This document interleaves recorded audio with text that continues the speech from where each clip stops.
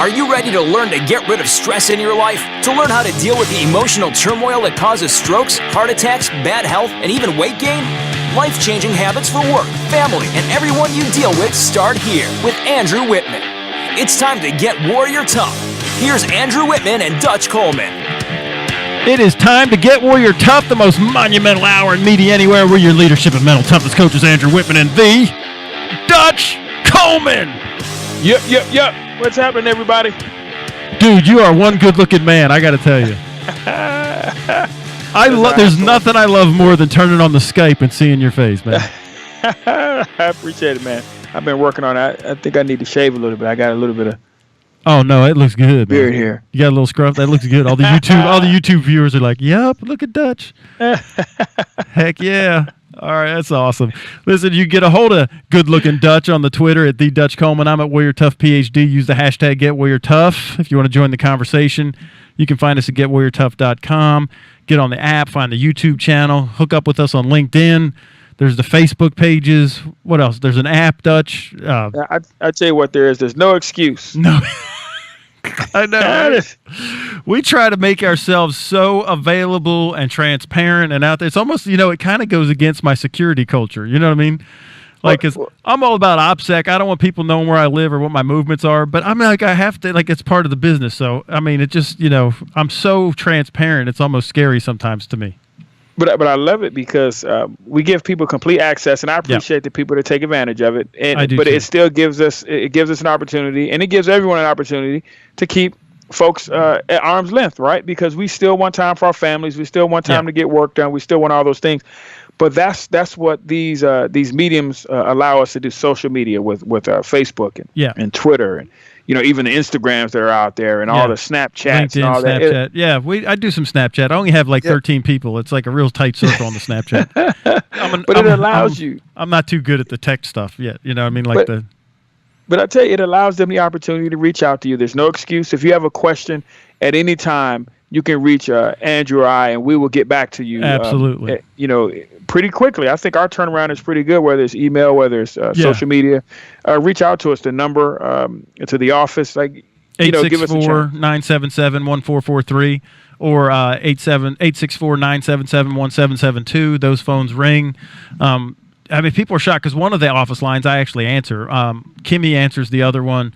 I know you have a line that goes to you, Dutch, too. I don't know what it is because I always call you on your – I just go to Dutch Coleman. Right? I like call Dutch Coleman. And listen, when I do it on my car, right, I'll say call Dutch Coleman, with the voice activated, and it'll say calling ditch Coleman. Your ditch on the call, yeah. The funny thing is, even on my card, I have my phone number and I have my cell number. So you got both of them. So people default to your cell number, they default. So I can't even remember my office number sometimes because people default to the cell number. And if we're in the office, I'll just have the phone. And I'm not there. I'll just have the phones rolled over till it goes to my cell. A lot of times, or go to voicemail. But a lot of times I'll have it. If I remember, it'll forward over to. Right. Anyway, so. But just for the record, that number is 864-977-1316. 977-1316? Right. Okay, so again with the 977. So all of our office numbers are 977. So there's 864-977-1316. That goes to Dutch. 977-1772 goes to Andrew. And 977-1443 goes to Kimmy. So if you want to call my smoking hot wife, that's her number. Okay, listen, I got to tell this story, man. So the Pro-Am is in town a couple weeks ago here in Greenville, and Aaron Rodgers was going to be at the Pro-Am, so my wife wanted to go meet him. So she's down, and they're at the meet and greet at the Westin Hotel in Greenville, and so she's there, and everybody in the bar and greet area are they all know that Kimmy is trying to find Aaron Rodgers because she's looking. So as the night goes on, they don't see him. Then somebody sees him go across the lobby towards the elevator. And people start yelling out in the bar, "Hey, Kim, Aaron's going in the elevator," right? So these people, they all know that Kim wants to, we don't know who these people are. So Kim runs down, she runs down, the elevator doors are closed, and she steps in. You know how you put your hand in and the doors open back up? So she jumps in, and Aaron Rodgers is standing in there, and she's there, and he goes, "You got to get out." And she goes, I just froze. I didn't know what to do because he was like so serious. You need to get out. And she was like, oh my gosh, I don't know what to do. She just stood there. So then he said it a second time, you need to get out. And she just looked at him. She didn't say anything. She just looked at him like frozen. And so he got out of the elevator and the doors closed.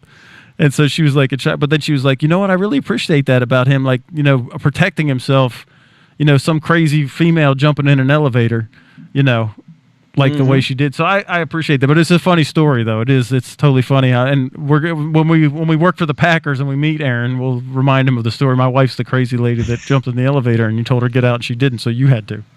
That's too funny. If I had a penny for every time I had to jump out of the elevator because some woman jumped in, well, my boys were like, Dad, you would never say that. I'm like, I know. I'd be like, hey, you okay? You know, I'd be like, make sure she's all right. I don't know. I ain't scared. But, you know, with all the stuff that happened with Ben Roethlisberger and stuff, you just, you know, those guys they're such a target. So, yeah. I get it. I ain't mad at him. I had so much to say right there. I'm not going to say it. Yeah. Ben Roethlisberger. But Waffles burgers. I love Ben Waffles burgers. It always makes me want to get chicken and waffles whenever the Pittsburgh Steelers are on, dude.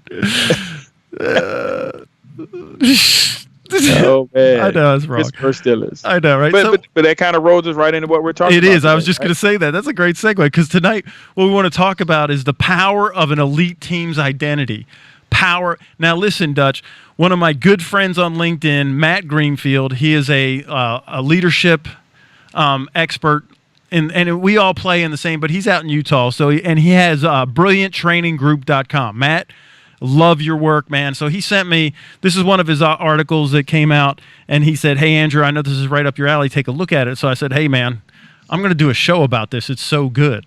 And so, Matt, I appreciate our friendship. I appreciate all the work you do. Now, this is a great thing about Matt. If you go to brillianttraininggroup.com, Matt personally does all of his workshops. So if he comes in, he will. If you bring Matt's group in, he's going to be there to do the workshop. Now, Dutch, you and I can't even say that because we have other people and coaches and speakers that we, you know, farm stuff out because we have so much stuff going on that it's not always us.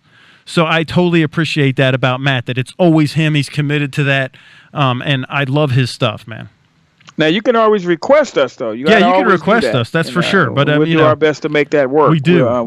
Yep. We do. But, I mean, he's totally committed to it. So, I love that business model. Not that we're not committed, but we get stretched so thin and we got so much stuff going on that our content, you know, it's going to be great, whoever comes out, whatever speaker comes out and whatever trainer comes out, but it might not be me. And it may not be Dutch, or it may not be Dutch and I together. You may get one of us or whatever. So anyway, so he did this article called The Power of an Elite Team Identity. So let's just kind of go through it. He said, new research shows that a strong team identity actually creates 53% better performance compared to teams with a weak identity. Oh, my goodness. Drop the mic. Mm-hmm. That's pretty darn good. That's pretty strong. 53% is nothing to shake a stick at. I mean, that's pretty strong. No, that's huge. So, I mean, and now think about this in any sports arena, even we're talking about football. There's our teams that are elite programs that have elite identities, and they do perform way better than teams with weaker identities. Mm-hmm. There's just no question. I mean, but there's science to prove it. But, I mean, we already know this kind of instinctively when you start to look at this subject. And, you know, the funny thing is when people look at 53%, if you look at a team, an average team that's 8-8, right? Mm-hmm. So if I'm performing 53% better, so now you're going from 8-8 to what, 12-4? 12-4 in like an NFL. That's huge. 16-game season. Yes, that's amazing. That's playoffs. That's a division winner. That's a Super Bowl contender. Yes. There's a lot of levels between 8-8 and 12-4. Yes. And it's actually better than 12-4, but we're just rounding down because we can't round up. Right. But you're looking at 13-3 is the next level up. You know, so that's a huge difference from 8-8. So that's why people were shocked that the difference was this much. And it's something that you have to pay attention to. Right. So Matt says, in a previous article, I've discussed the idea of focusing on team identity rather than worrying about difficult issue of culture, which is that. I mean, that's a huge thing, right? So, and you and I, we do this too. Like that culture comes from identity. Like a culture of excellence is going to come from your identity, not just as a team, but as what's your individual identity. That'll right because are you acting who you say you are? So the efficacy of this approach, he said, is based on social identity theory, which basically suggests that if I consider myself part of a group and I begin to think and act like a member of the group, and building on that idea, right, an elite team considers their identity as a mechanism for driving performance, which is absolutely, if you think, he talks about this later, but automatically in my mind, when I saw elite team identity, I wasn't thinking sports. I was thinking Marine Corps, Recon. I was thinking Navy SEALs. I was thinking Rangers, Special Forces, Delta, CAG, British SAS, all those guys. I will say this. If you have a culture that wasn't achieved by addressing identity, it's just a matter of time before it falls apart. It's superficial, it's artificial, and it may be being held together by a couple elite performers in the organization. And the moment, those couple leave, it's going to come crashing down. So you have to build it from identity on up and let the reason your culture is a certain way because you've addressed the identity of your organization. And I know there are organizations out there that have a supposed great culture built the wrong way, and we've seen them fall apart. Yes, we've seen that one person leave, or that two people leave, or that one leader leave, and it falls apart. And then we got to reassess, and we got to rebuild, we got to readdress the culture and all that because you didn't build it right the first way, or the first time you didn't build it right. So this is some serious stuff here. Identity, is the key. Right, so Matt has this thing called action-based leadership. It's his trademark curriculum, right? So, but it also has roots in military leadership practices, kind of like our stuff, right? So, but that leadership out of military style, it promotes this elite team identity, and we will talk more about this as soon as we get back from break. You're listening to the Get Warrior Tough Radio Show with Dutch and Andrew.